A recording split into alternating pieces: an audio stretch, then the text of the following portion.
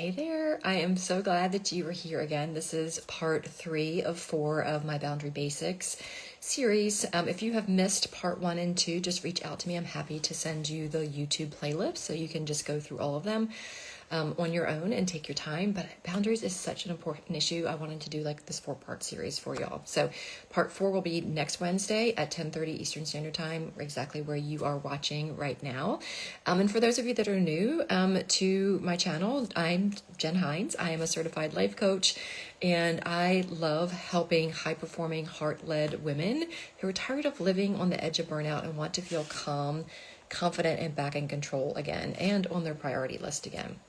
And today we're talking about something that I think a lot of you probably struggle with: how to set boundaries at work without looking like you're lazy, unmotivated, or feeling like you're letting people down. So before we kind of dive into that topic, let me ask you this. How many times have you checked an email for work after hours? How often have you responded to a group text from your work team at like 9:45 at night? Or said yes to a last minute project, even when your brain and body were screaming, no, no, no? Yep, been there. When I was still working in healthcare, I used to answer patient messages late at night, not because I had to, but because I felt like I should.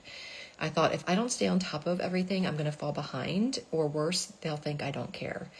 But that wasn't really sustainable. I was always on. It led to me feeling very burnt out. It made me feel very resentful to my career.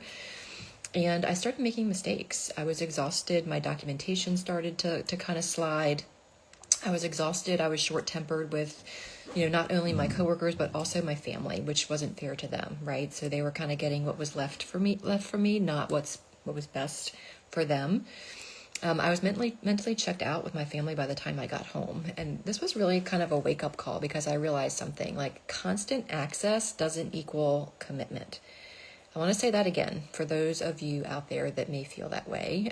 Constant access to you does not equal your level of commitment to your job, your relationship, any of those things. Overextending myself wasn't making me look good. It was making me burned out and feel resentful and make mistakes in my career. So let's dive into this, okay? What does a healthy work boundary even look like? So a boundary at work isn't about being rebellious or unavailable. It's about being clear about when and how you work best so that you can stay effective and protect your peace and your energy. So I want to kind of shift this mindset. So the old way of thinking, or the inner mean girl or the bully brain, may be saying, if I say no, I'm going to look like I'm not a team player.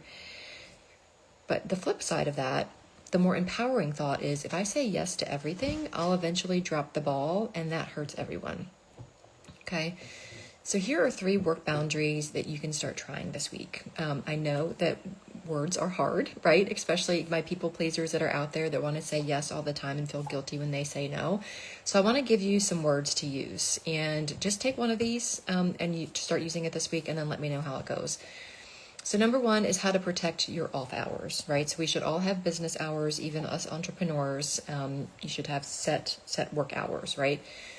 So one thing to try to protect your off hours, your non-work hours, is I've logged off for the evening. I'll get back to this in the morning, right? So that's just something you're saying to yourself. Or if you feel the need to reply to a text or an email, just say I've logged off for the evening, or have your autoresponder saying I've logged off for the day. I'll get back to this first thing in the morning. Number 2 boundary to set is to kind of clarify your capacity, like what you're able to do in the moment. So I can take this on, but I'm going to need to move something else off my plate. What would you prefer that I pause right now? Okay, I'll say that one again. I can take on this new project, but I'm going to need to move something off of my plate. What would you prefer I pause for the moment? And then boundary number 3 is reclaiming your calendar. Okay, something to try here is I'm available for meetings between 10 and 3. Anything outside that window will need to be rescheduled. These phrases aren't rude, they're responsible. Okay, now the meeting one, that might not be determined by you, right? You might have to take meetings that are outside of those hours, but if you are in charge of your calendar, if you're where you are in your job place allows you to set those meeting times, try to keep them in hours that work best for you. Okay, where you know they're not going to run over into after work hours or in the morning, maybe before you're not awake yet. Okay. And again, setting boundaries is not rude, right? As long as you do it in a kind, compassionate way. You're not saying I don't want to help. You're saying I want to help in a way that works for me and is sustainable to me to protect my well-being, my mental, physical, and emotional well-being. Okay. When you model boundaries at work, you're actually helping others do the same. And it kind of creates this ripple effect throughout your team and throughout your coworkers. The more we normalize boundaries, the less we associate them with being lazy or selfish.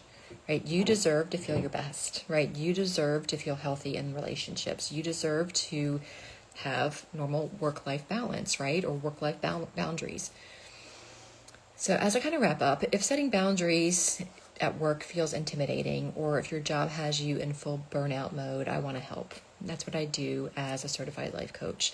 Comment, call, or session wherever you're watching this from, whether it's on the replay on my YouTube list or my newsletter or right here on Instagram or Facebook. Comment, call, or session, and I will send you a form to complete some times that'll work for you for us to hop on a personalized free life assessment call. And that call is not a high pressure sales call. That call is just some time for you and I to connect, to kind of see what you're struggling with in regards to boundaries or people pleasing or anything else that's going on in your life. And you're going to walk away from that call with 2 or 3 things you can do right then, whether that is working with me and joining my mastermind or private coaching, or it's just going to be 2 or 3 things that you can implement right now. So thanks for hanging out with me today. These are not easy shifts, but they are powerful ones.